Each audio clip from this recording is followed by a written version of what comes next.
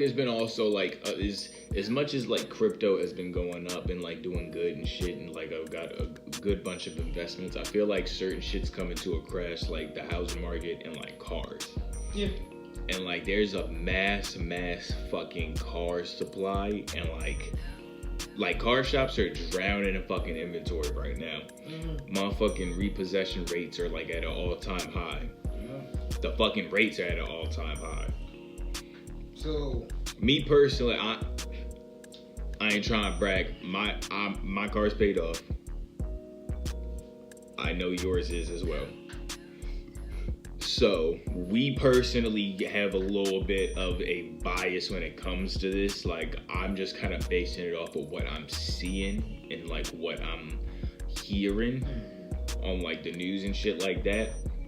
So I just want to make that privy. But I haven't seen like mad fucking like cars from like new 2024 cars that just been sitting on the lot all year and shit like that. So what it is people, for like the basis of any market is supply and demand. The problem is if the demand can't afford the supply, then what the fuck? You cannot do nothing. So what happens is you have a lot of people who can barely get by as is. Like you have some people that work 2 jobs just to get by.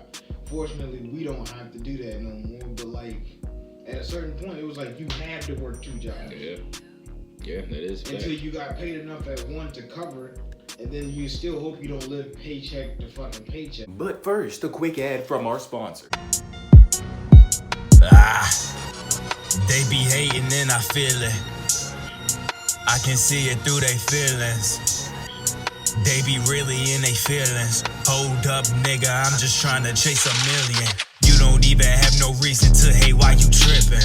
I don't even have no cheddar up in that ceiling. I don't even got no cheddar chilling in that siding.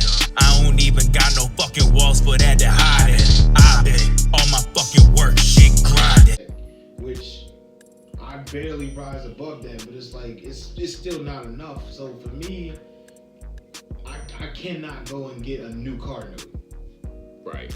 What I can go do is get something used, pay that motherfucker off in a year, and whip that till the wheels fall off. Mm-hmm.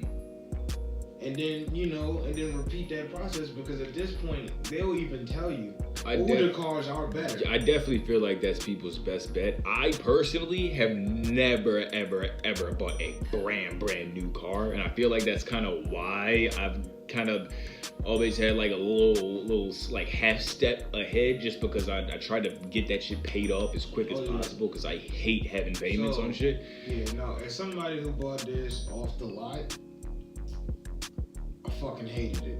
It was basically, I went in there, I knew. Because you got yours brand new. Brand new 2017. So when I went there, I wanted an SUV, but I wasn't making SUV money. I was working temp.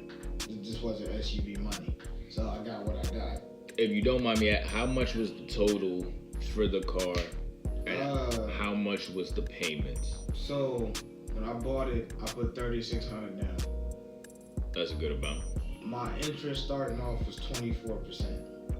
So my payments was $525 plus the $2 card online fee to pay the card note. However, $525. Yeah. So it was on sale. So it was like $27,000, which was crazy to me, because I could have literally went and got like a Subaru Outback for the same fucking price.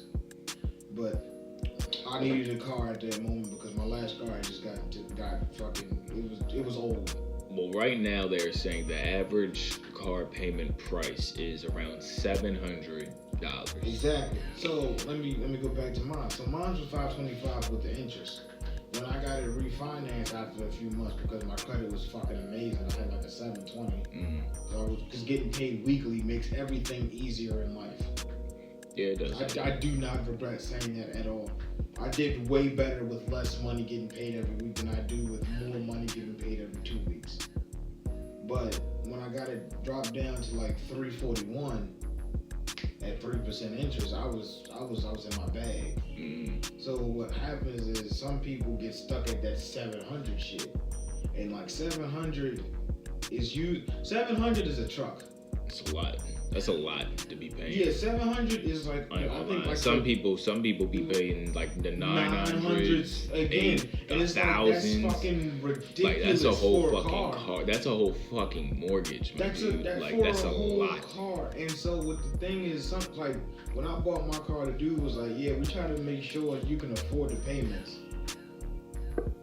And I was like, "What you mean?" He's like, "Well, the car shouldn't cost more than what you make in a year. That way you can break it down over the 4 or 6 years that your loan is, and you can afford it." And I was like, why the fuck does a car cost as much as I make in a year? That is kind of crazy.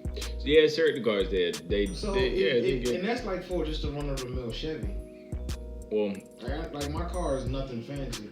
Like I will say, man, car supply. If you're in the fucking car market right now, trying to look for a car, go used, man. Try to fucking go used and wait another 6 months. Don't buy it right now. Just keep waiting. Like I keep telling myself, yo, I want to buy another car. Yo, I want to buy another car. I've been telling myself that for about like a year and a half now. I'm gonna just keep fucking waiting until the time is right and just stack my bread up until I can just be like, you know what? Today's the right day. I can pay for the fucking car, buy it used, and have still some money for a rainy day. Just be patient with it, man. Keep working. Keep your fucking head down. Don't fall into these fucking interest traps, these fucking rates. They be fucking you. Just don't do it, man.